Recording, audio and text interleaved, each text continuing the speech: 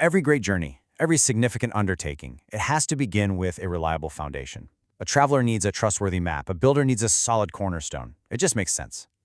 And in this walk of discipleship, that very foundation is established by one thing: Scripture alone.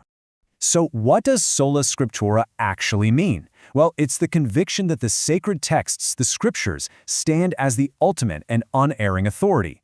It's the measure against which all experience, all tradition, and all teaching has to be tested. It is quite simply the final word. Scripture, then, is not just some book of rules, but it's more like a compass for the journey.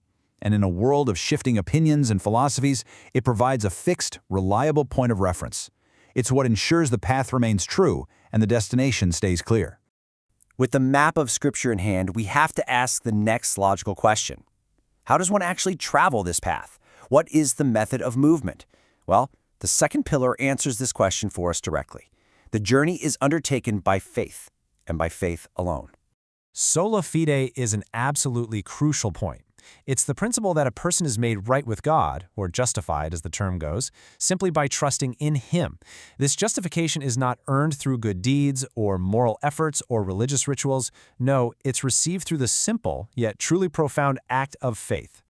And this principle draws a really sharp contrast. The path isn't forged by our own strenuous works. Instead, faith is the act of walking on the path that has already been laid. It's a journey of trust, taken one step after another. So we have the map, Scripture, and we have the means of travel, faith. But here's the thing. This is not a solitary journey. It requires a guide who knows the way perfectly. The principle of Solus Christus asserts that Jesus Christ is the unique and solitary intermediary. He's like the bridge across the chasm that separates humanity from God.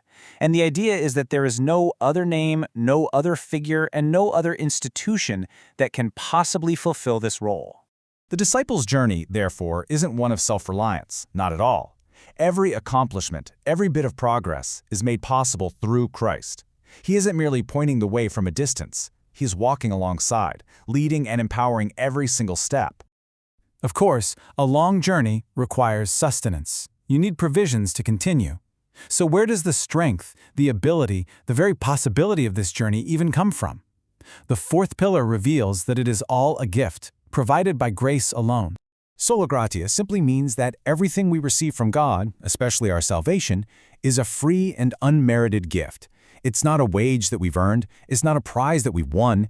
It is a gift bestowed out of sheer, uncoerced, divine favor. So you see, grace is the very provision that makes the journey possible. It is the reason a disciple can take the first step, and it's the power that carries them all the way to the end. It's not a payment for miles traveled, but the free fuel for the entire expedition. We have now arrived at the final pillar. We have our map, our path, our guide, and our provisions. But to what end? What is the ultimate destination? What is the purpose of it all? The journey finds its meaning in this final, overarching purpose. Soli Deo Gloria is the grand conclusion. It declares that because the journey is only made possible by God's Scripture, God's grace, and God's Son, then all of the credit, all of the praise, all of the glory for the journey's success belongs to God and to God alone.